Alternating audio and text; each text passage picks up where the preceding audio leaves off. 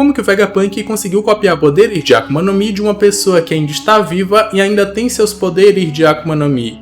Qual vai ser o despertar dos outros Mugiwaras que ainda não despertaram? E quando o Luffy vai superar o Kaido, ou ele já superou, vai superar durante esse arco de Egghead? A gente vai comentar sobre tudo isso nesse vídeo aqui. Se você ficou curioso, segue comigo e acompanhe esse vídeo até o final.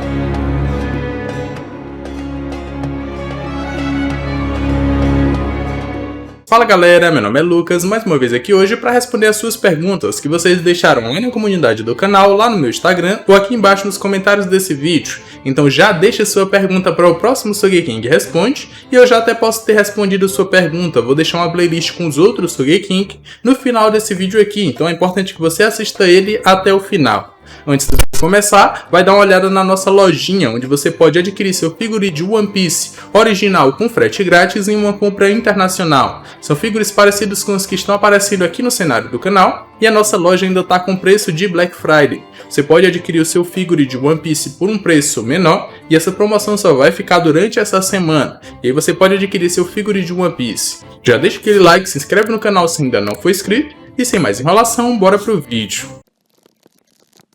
Uzi perguntou: o Jinbe Serafim aparentemente comeu a fruta da natação. Me explica como o Vegapunk fez isso. Porque assim, os Serafins são ciborgues por completo, por mais que tenham consciência. Na verdade eles são sim ciborgues, mas não significa que eles são robôs, que na verdade são peças que foram montadas com uma programação. Eles não são isso. Eles são clones dos Chichibukais. Por enquanto a gente só vê clones dos Chichibukais, que depois que foram clonados com o DNA dos Lunarianos e dos Gigantes, muito provavelmente, tudo dentro desse corpo com o DNA do Chichibukai, eles foram modificados tecnologicamente para se tornar ciborgues. Então, eles foram cortados dentro, foram colocados vários aparatos tecnológicos, como aconteceu com o Kuma. Então, eles ainda são seres vivos que podem comer uma Akuma no Mi e ter poderes de Akuma no Mi. Agora, como que o Vegapunk conseguiu copiar a fruta da natação e colocar dentro do Serafim do Jinbe, já que o Jinbe não tem essa fruta? Eu falei no review que a gente tem três possibilidades para o que o Vegapunk pode ter feito com os Serafins e os seus poderes. O primeiro é, por exemplo, mimetizar poderes de Akuma no Mi com tecnologia. A gente já viu ele no capítulo dessa semana mesmo, ele utiliza um aparato que torna ele invisível, copiando os poderes da Sukesuke no Mi. Então ele pode ter criado aparatos para copiar poderes de Akuma no Mi ou mimetizar poderes de Akuma no Mi. Isso é uma possibilidade. A segunda é o Vegapunk realmente ter conseguido copiar poderes de Akuma no Mi. Dentro de um SBS, o Oda falou que ele só tinha ido até as Zoans porque tem ali o fator genético, mas não tinha ido para as outras porque não tinha um fator genético, e então era muito mais difícil. Mas ele deixa no finalzinho do SBS dizendo: mas o Vegapunk pode ter ultrapassado essa barreira. Então pode ser que o Vegapunk realmente descobriu como copiar poderes de Akuma no Mi e passou para os Serafins, e passou para essas novas armas do governo mundial, que a gente viu que o Serafim do Kuma tem a Nikyu no Mi, então ele pode ter feito isso. Uma terceira possibilidade é que, como foi dito em capítulos anteriores, a experiência da célula é passada para o seu clone. Então, se a célula de um Chichibukai que tem Akuma no Mi foi modificada por essa Akuma no Mi, pode ser que quando ela foi copiada dentro do Serafim,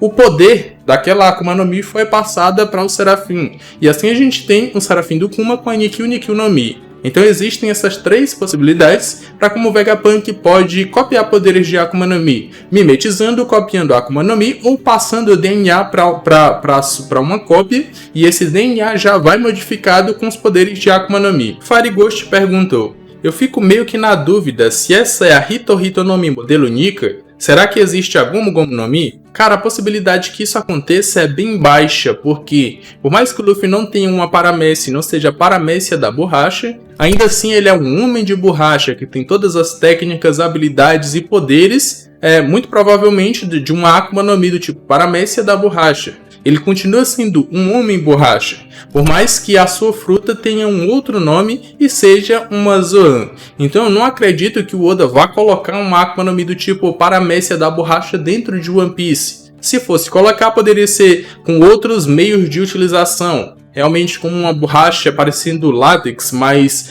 volátil, mais parecido com os poderes da Mochi Mochi no Mi. Só que como o Oda já colocou a Mochi Mochi no Mi dentro do mundo de One Piece, eu não acho que ele vá trabalhar com a paramécia da borracha. Até porque o Luffy já foi descoberto como o que tem a Akuma no Mi de Nika, e ele continua tendo seus poderes de Akuma no Mi como se fosse realmente um homem borracha.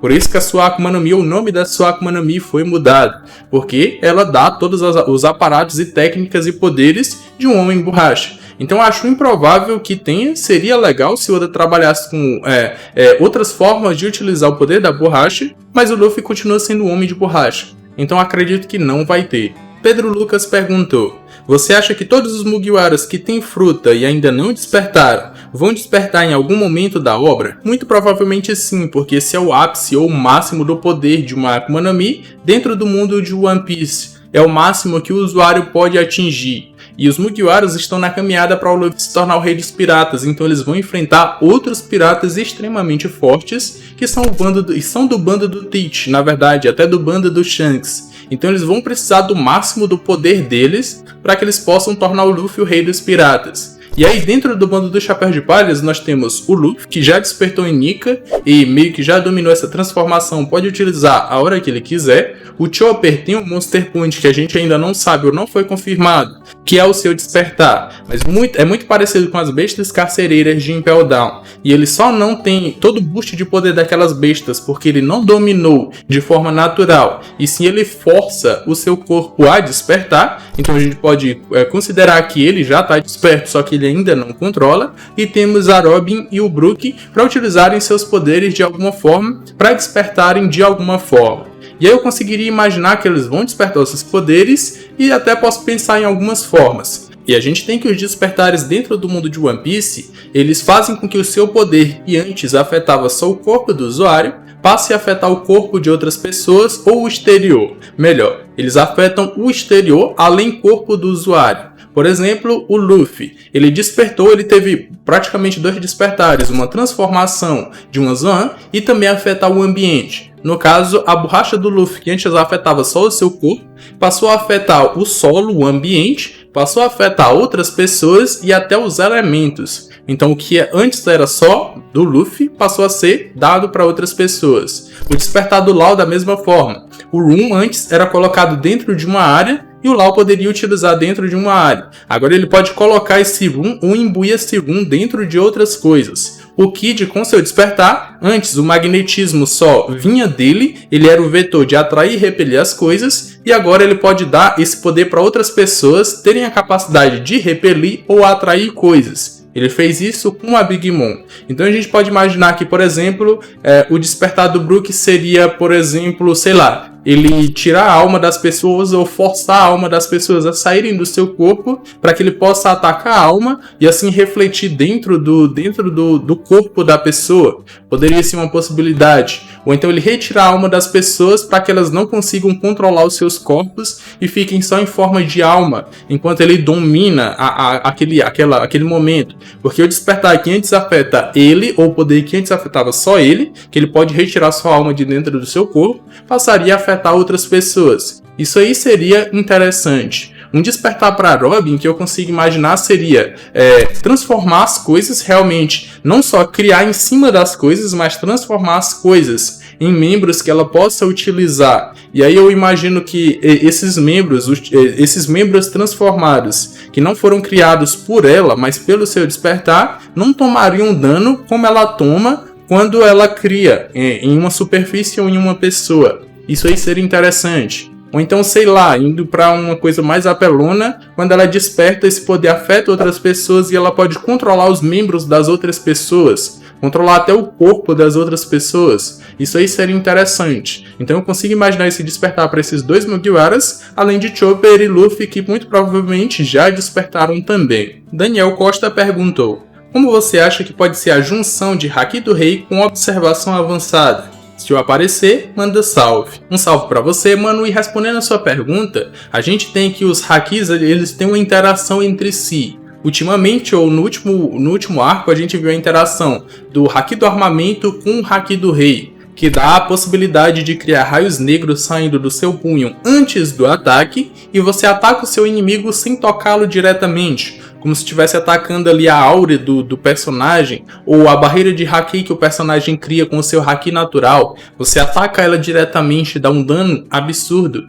no seu inimigo. A gente viu essa interação, e quando isso aconteceu, muita gente imaginou ou se questionou se a voz de todas as coisas não poderia ser a junção de haki do rei com o haki da observação. E aí criaria essa voz de todas as coisas para você utilizar e falar com as coisas, ou conversar com as coisas e com os animais, e até se comunicar entre as pessoas. Isso aí seria interessante se realmente fosse assim. Só que eu acho que não tem essa interação ainda, a voz de todas as coisas não é essa interação. Porque a gente tem dentro do mundo de One Piece vários personagens que são absurdamente fortes, como Kaido e Big Mom, que tem haki do rei e tem haki da observação, mas nunca demonstraram ter a voz de todas as coisas. Se a Big Mom tivesse, ela não precisaria da Purim. Ela teria utilizado seu próprio poder, para se tornar a rainha dos piratas, ou o rei dos piratas na época do Roger. Só que ela não tem esse poder. Então a voz de todas as coisas é uma outra coisa. Agora, se eu fosse imaginar o que é, ou como pode ser a junção de haki do rei com haki da observação, eu poderia dizer que a haki da observação avançado, no caso, eu poderia dizer que, por exemplo, você pode usar o seu haki do rei ou colocar a sua vontade em outras pessoas no futuro. Por exemplo, como se você colocasse um alarme para despertar um pouco mais para frente. Então você, em algum determinado momento, você coloca o haki do rei com o haki da observação avançado, e você vai liberar aquele choque de haki do rei, aquela explosão de haki do rei no futuro. Será que poderia acontecer alguma coisa parecida com isso? Ou então, como aconteceu com o Shanks, foi dito no filme Red que ele conseguia fazer com que as pessoas não utilizassem o haki da observação avançado com o seu haki do rei. Será que isso não é uma junção de haki haki do rei com o haki da observação avançado? Isso aí seria interessante também. E Yellow Monster perguntou: bom dia, gostaria de perguntar se o Luffy consegue superar o Kaido ainda nesse arco ou só mais no futuro? Como você mandou essa pergunta agora que a gente está no arco de desenvolvimento ali na ilha do Vegapunk, eu vou responder baseado nos acontecimentos presentes, ou seja, no arco atual, Ilha Egghead, Ilha do Vegapunk. A gente tem que o Luffy, ele não é mais forte que os inimigos que ele derrotou anteriormente. Sempre é assim, sempre o Luffy é mais fraco que os inimigos que ele derrota, e ele só vai superar esse inimigo no arco posterior. A gente pode pegar isso para o Crocodile, pode pegar isso para o Enel, pode pegar isso até para o Gecko Moria, que o Luffy não derrotou sozinho e teve que ter uma batalha gigantesca para derrotar o Gecko Moria, por mais que ele seja um bucha. A gente pode falar isso do Rob Lute, pode falar isso do Doflamingo, do Katakuri e do próprio Kaido. O Luffy não era mais forte que esses caras no momento que derrotou eles. Teve algumas exceções, porque os caras eram realmente fracos, como o Caesar Clown ou então o Rudy Jones, mas na sua maioria os inimigos que o Luffy derrota são mais fortes que ele. E o Kaido também não era algo diferente, o Kaido era mais forte que o Luffy, por isso que precisou de um caminhão de gente para que o Luffy viesse a derrotar o Kaido depois. Agora, levando em consideração o arco atual, ele parece mais sim um arco de transição, assim como foi Zou, onde os Mugiwaras vão ter mais conhecimento sobre o mundo, sobre coisas desconhecidas que eles ainda não conhecem, para ir para um arco maior. Então o Vegapunk até pode entrar para o bando do Chapéu de Palhas e eles navegarem fugindo daquela ilha. Não vai ser um arco gigantesco, vai ser um arco menor. Então eu não acho que o Luffy vá conseguir superar o Kaido, se tornar mais forte que o Kaido ainda nesse arco, porque eu acho que é um arco de transição. Mas na próxima ilha, que pode ser Elbaf, por exemplo, onde o Luffy pode encontrar finalmente o Shanks, pode ser que naquele arco ou nesse arco ele vá ter que evoluir, e aí ele vai se tornar mais forte que o Kaido. E aí ele vai conseguir bater de frente com o Shanks, com o próprio Teach, que são os dois Yonkous que vão mostrar o máximo ou o ápice do poder de um Yonkou dentro do mundo de One Piece, ou vão ser os primeiros a fazer isso, porque os Mugiwaras vão ter força suficiente para bater de frente com eles. Porque se Kaido e Big Mom utilizassem o máximo do poder de um Yonkou, não teria como vencer. O próprio Kaido não despertou, a própria Big Mom não despertou, o bando da Big Mom ficou de fora, Então, precisou de tudo isso para os Mugiwaras conseguirem vencer. Se não fosse, eles não conseguiriam.